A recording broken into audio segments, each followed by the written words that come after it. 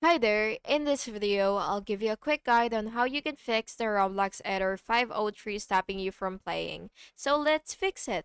So the first thing that you will have to do once you experience once you encounter this is you will close your Roblox completely. Then you will check your Roblox server status. So how do you do this? So basically you will just have to look for status.roblox.com and wait for it to load. And then once you check your Roblox status, as you can see, uh, yeah, this is the status of your Roblox. And then after that, you will restart your internet router so that you will be able to refresh your connection because it could be the issue as well.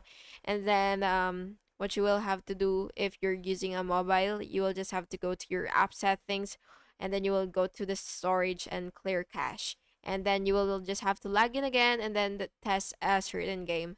And if this error persists, you could always just reinstall your Roblox anytime you want. And yeah, that's basically just it. And I hope this video helped, and if it did, please make sure to like and subscribe for more videos like this. Thank you and have an awesome day.